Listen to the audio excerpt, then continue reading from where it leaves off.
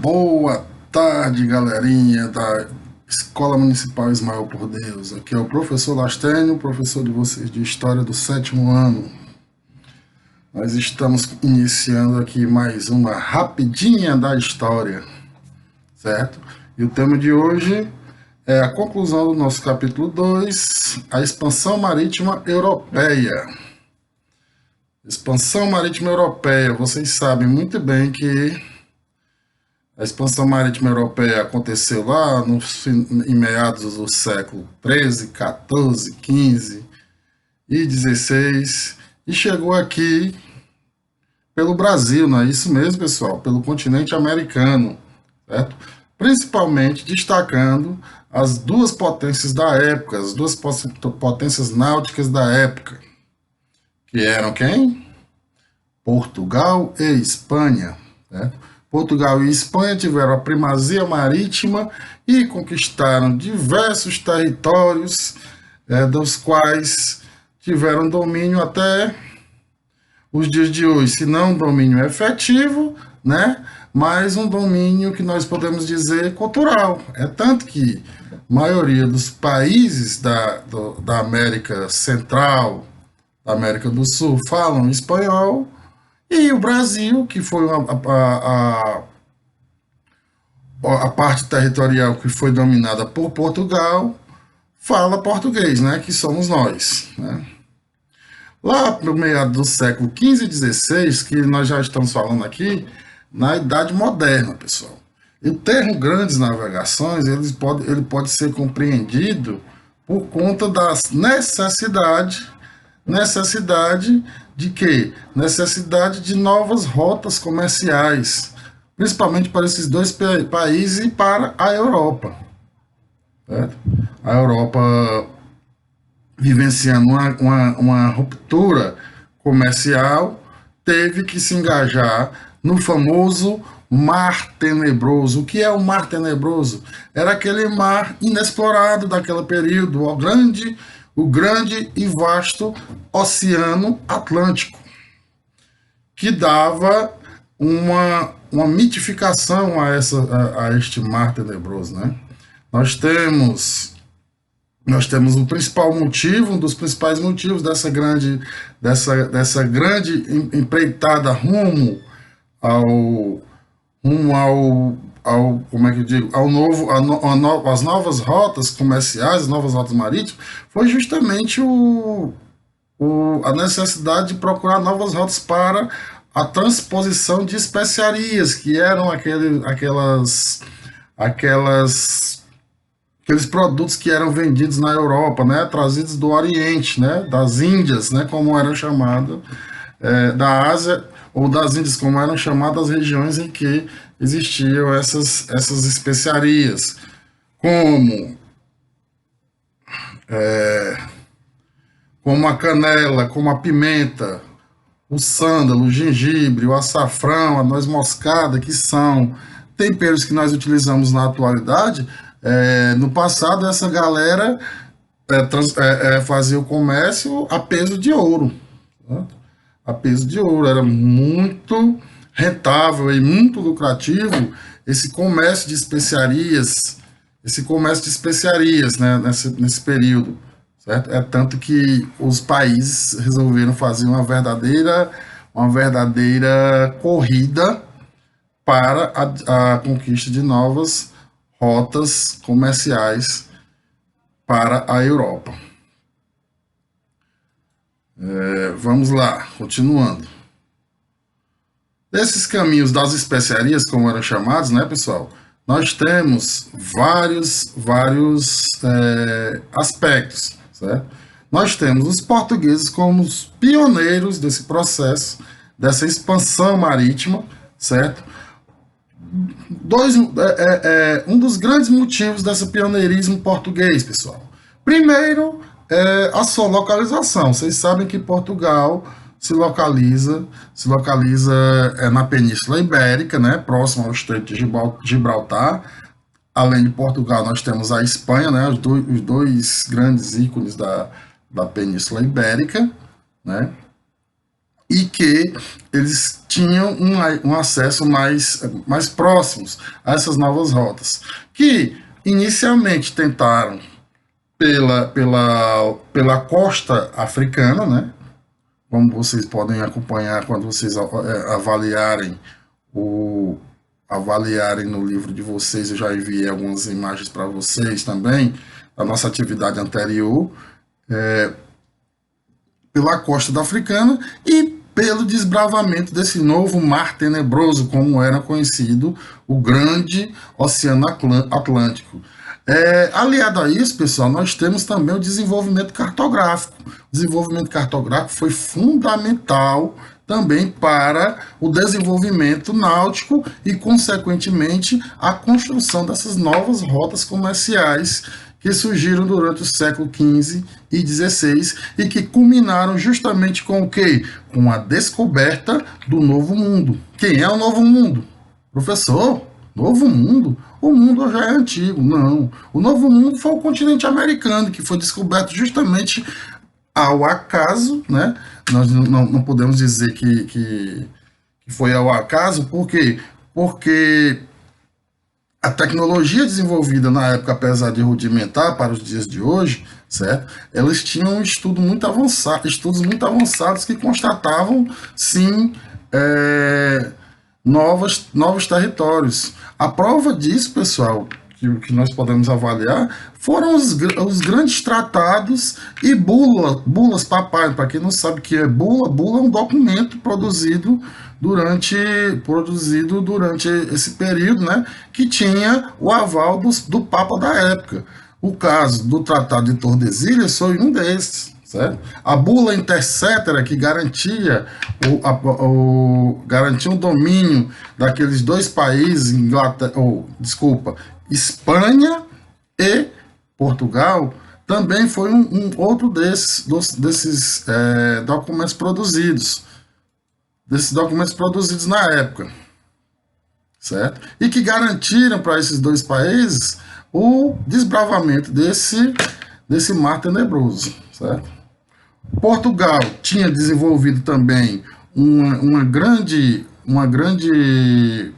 tecnologia náutica, certo? As caravelas, que foram os grandes navios da época, as grandes embarcações da época, certo? Começaram a aumentar de tamanho para garantir justamente essa grande transição marítima, esse grande período que os navegadores ficariam no mar. Por isso que os barcos teriam que ser maior, certo? E também, pessoal, nós podemos elencar também nessas grandes descobertas o desenvolvimento científico, certo? Com novos equipamentos, certo? Como o astrolábio, como as novas cartas náuticas que a gente já falou aqui, a nova cartografia, o balanço cartográfico que foi desenvolvido para a época para fazer com que essas navegações se tornassem um pouco menos inseguras. Há relatos, né, do período em questão, que além de ser extremamente caras as viagens de travessia ou de viagem para as Índias Orientais, certo? Era extremamente perigoso. Não só por conta do mar tenebroso, né? Eles acreditavam, com essa perspectiva de mar tenebroso, acreditavam em demônios, em animais marinhos, que poderiam comer o próprio navio, comer toda a tripulação. Acreditavam que a Terra era plana, né? Achavam que iam cair no fim do mundo, como alguns nos dias de hoje estão defendendo esse terraplanismo, né? Certo? Até chegar às grandes descobertas de navegação, com Colombo, com Vasco da Gama, com Américo Vespúcio, daí vem o nome da América, né? Com Américo Vespúcio, com o próprio Pedro Álvares Cabral e muitos outros que foram inicialmente conquistando como é que nós chamamos? Conquistando o litoral africano, descobrindo e desenvolvendo mais ainda um comércio que seria a base da economia durante o século XVI, XVII, e aqui no Brasil prevaleceria até o século XIX, que foi justamente a escravidão, certo? Dos negros africanos, naqueles diversos impérios que existiam lá, os impérios do Mali, os impérios de Songhai, o império de Gana. A gente pensa no povo africano somente como escravo, né? Escravo negro que foi escravizado durante esse período, mas não. Existiam impérios consolidados nesse período. Esses reinos africanos, eles tiveram grande importância e influência nesse avanço dessas rotas comerciais. Por quê? Porque Portugal, quando começava a entrar nessas rotas comerciais, esses litorais africanos, eles negociavam em suas feitorias que eram estruturas comerciais para negociar mercadorias, troca de bugigangas, de outros materiais que eles levavam da Europa para os africanos, em troca de escravos, em troca de materiais que surgiram naquele período na África e teriam proveito também na comercialização, como marfim, entre outros produtos. E, e nós podemos também destacar, pessoal, a consolidação da cartografia da atualidade, a descoberta do novo mundo com essas grandes navegações. Temos entre esses aspectos, nós temos que destacar a influência que Portugal e a Espanha tiveram nesse período, justamente por conta dessa lógica de descoberta do novo mundo, certo? A descoberta do novo mundo, de novas terras, dos indígenas brasileiros, dos ameríndios, né, americanos, dos astecas, dos incas e dos maias, das civilizações astecas, incas e maias, que até então não eram conhecidas, certo? Passaram a figurar no cenário europeu, né? Transformando Portugal e Espanha nas duas principais potências daquele período, as duas grandes potências. E com isso também trouxe o apogeu dessas civilizações com o grande avanço comercial e econômico desse período, né? Portugal e Espanha se destacando efetivamente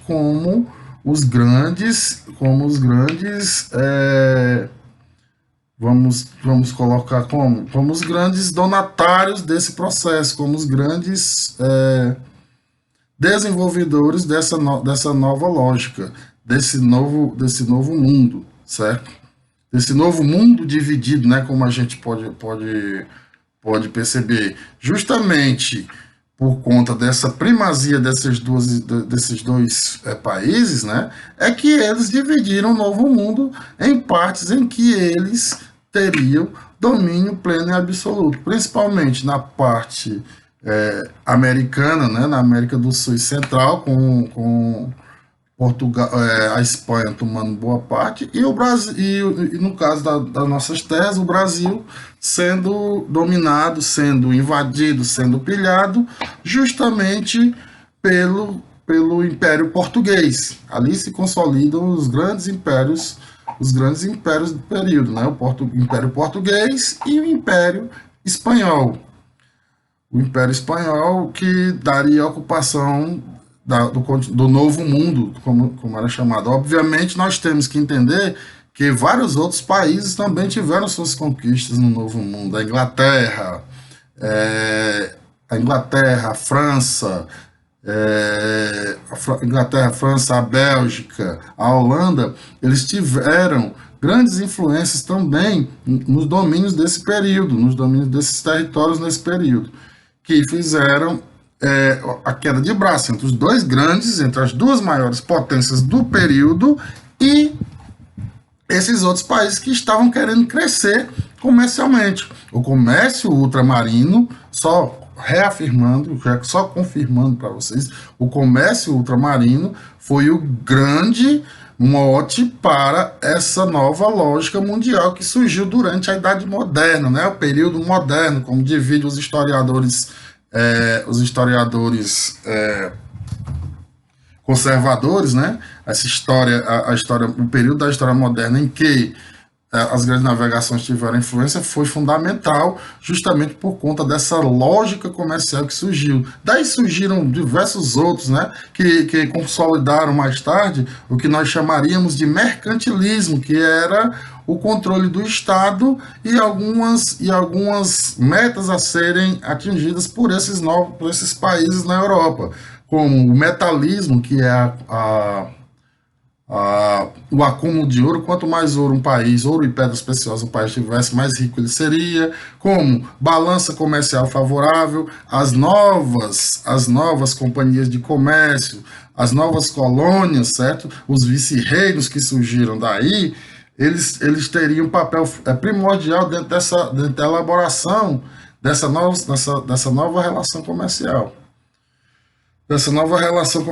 A escravidão, a descoberta do ouro, o próprio movimento da cana-de-açúcar que veio revolucionar a agricultura de plantation no mundo inteiro, né? E que teve o Brasil como um dos principais mentores desse crescimento, certo? Nós vamos ver isso no futuro, nós iremos ver isso no futuro bem próximo.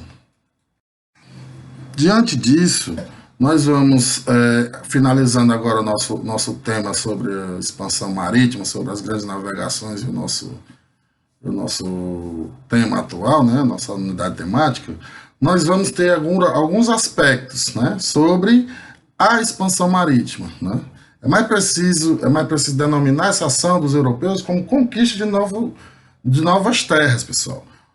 Quando a gente fala em quem descobriu o Brasil, o Brasil foi Pedro Álvares Cabral, não.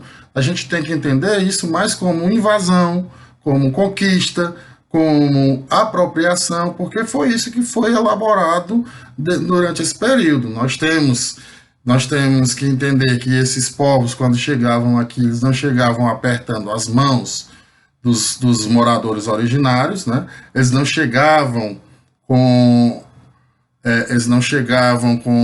o aspecto de serem submissos. Eles chegavam para dominar, eles chegavam com aquela perspectiva do progresso, do processo civilizatório, com a perspectiva errada, né? Que eles eram superiores, eles tinham mais tecnologia, então eles tinham que pilhar, eles tinham que conquistar, e os povos originários teriam que se submeter justamente aos seus domínios, que foi o que aconteceu com os povos indígenas no Brasil, que foi o que aconteceu com os povos ameríndios, com os astecas, incas e maias, que foram quase que totalmente dizimados em sua cultura, certo? Que foi o que aconteceu com os indígenas americanos, com os indígenas daquela região, que foi o que aconteceu com os indígenas, com os povos que localizavam-se lá pelas bandas do Alasca. Quer dizer, os povos europeus, eles não vinham com essa perspectiva de descobrir uma nova terra, vamos nos aliar. Eles queriam era descer a ripa na galera e tomar posse de tudo aquilo que eles presumiam ou que eles tinham como certo que era seu, justamente por conta daqueles tratados anteriores que eles falavam com a igreja, que eles negociavam com a igreja católica e entre si. Essas terras são minhas e pronto. Quem tiver nelas vai ser parte do meu povo. A caracterização do império se consolidava com essa perspectiva, perspectiva. Mas também nós temos que perceber também que o avanço comercial vai trazer novas perspectivas para o mundo, vai trazer novo desenvolvimento para o mundo, certo? Vai trazer aí as margens dessa lógica, aquilo que vocês já estudaram na perspectiva do avanço do Estado em si, e futuramente vai transformar esse acúmulo de capitais no que nós chamaríamos no desenvolvimento do período contemporâneo, que vai combinar com a Revolução Industrial. Tudo isso dentro dessa perspectiva, certo? Bem, pessoal, eu vou finalizando a nossa participação por aqui, para nós não nos alongarmos no tema. Assistam com atenção o vídeo e respondam as perspectivas que nós vamos trabalhar, mandando para vocês, tá bom? Um abraço a todos vocês, um abraço fraterno a todos vocês nesse período de pandemia. Não saiam de casa, galerinha. Não saiam de casa. A parada é séria, é alta, tá matando muita gente. E se você acha que não morre por ser jovem, mas você pode transmitir para o seu paiinho, para a sua mãezinha, para o seu avô, certo? E isso é muito grave. Prestem atenção, lavem as mãos, usem álcool gel, façam o possível para evitar aglomeração, certo? O negócio, pessoal, é ficar em casa, galerinha. Um abraço a todos e boa atividade e bom final de semana. Até a próxima, pessoal. Beijo do professor Lastênio Blindão.